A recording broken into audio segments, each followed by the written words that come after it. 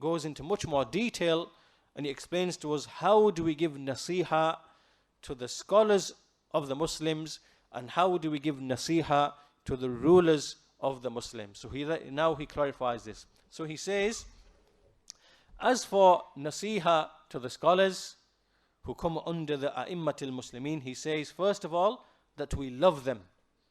So to love the scholars, to love them, and to have this position in your heart towards them, then this is from giving nasiha to the ulama. Anyone who doesn't love the scholars, he has aversion in his heart towards them, he has hatred towards them, he hasn't given nasiha to the a'immatul muslimin. Secondly, that we aid them and that we support them in spreading the truth. And so, for example, we spread their books by using all of the ways and means of information which vary from time and place. So the Shaykh, he said that basically the way that we give nasiha to the scholars is to spread their books, to spread their lectures, to spread their teaching and their education. And he said, using all of the ways and means, the various ways and means, which may vary from time and place. So this means we can use the internet, we can use the telephone, we can use whatever technology which varies from time and place, that all of this is from giving nasiha to the scholars. So when we are involved in this, and we use these ways and means to distribute their knowledge and their education and teaching, that all of this is giving nasiha to the ulama. Thirdly, to defend them, to defend their honors, in the sense that we do not accept the backbiting of anybody against them. And the Shaykh, he then gives us a methodology. He says that whenever we find that something has been stated about an alim, about a scholar, then we need, that whenever something has been attributed to a scholar, that he said such and such, then whenever we are faced with this situation, then the Shaykh gives us a methodology that we follow. He says that we should take the following steps. The first step is that we verify that this thing that has been attributed to this scholar, is it truth or is it a lie? That did he in fact say this, or is it in fact a lie and a fabrication against him? This is the first step. So someone comes to you and says, oh, so-and-so alim said this strange thing, he said such and such. The first thing is, well, let's verify.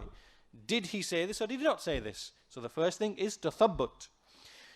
Once we verified that he indeed said this, maybe he didn't say this. In that case, it was a fabrication and a lie. Once we've established that he did say this, then we need to find out and reflect and find out that this thing that he said, is it really something that can be criticized? Because sometimes we find people, they will hear something from a scholar and they will say, or they will think, is it something, or they will think straight away that this is not right, this is wrong, and they'll start criticizing and whatever.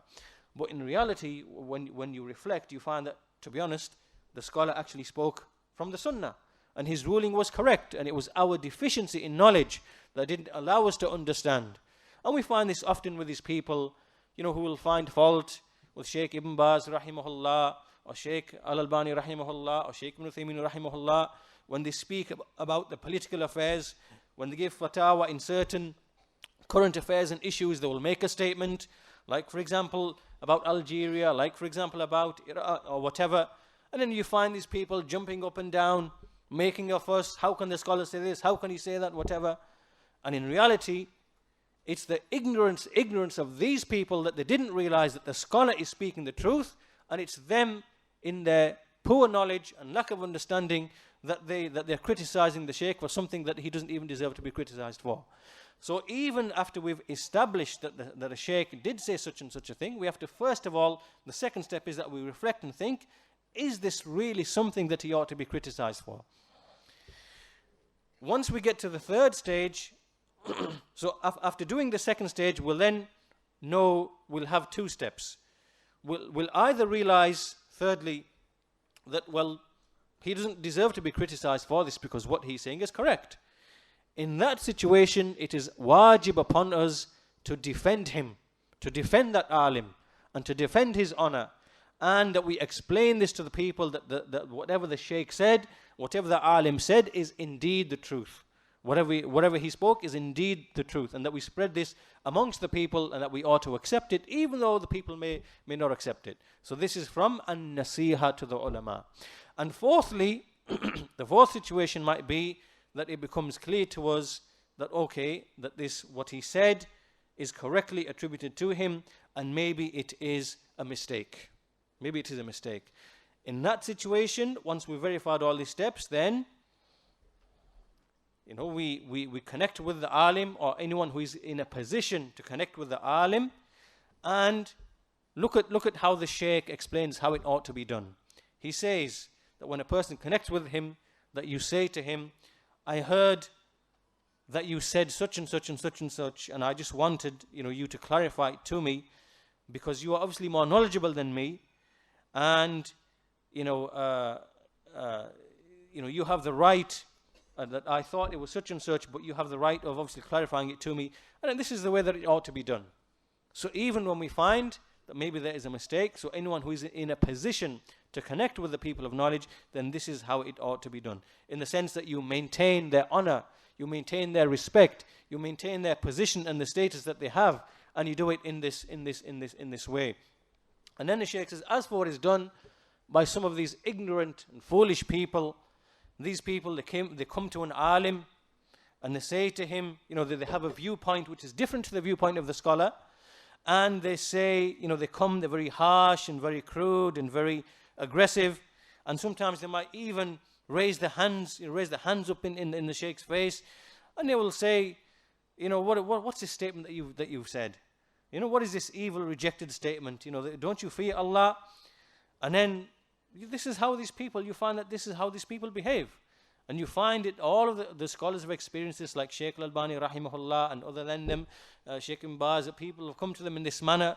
And and the Shaykh says, after reflection, you find that in fact the alim was the one who is correct, and he was the one who is in agreement with the hadith.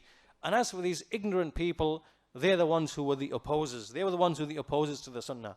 But the question is, why does this occur? Why do we find people falling into the likes of this behavior? The answer is that these people have become amazed with themselves.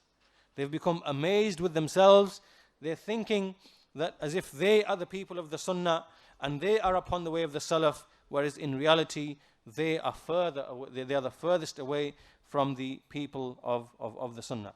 So the Shaykh says that when a person starts becoming amazed with himself, everyone else seems to be just like a speck to him.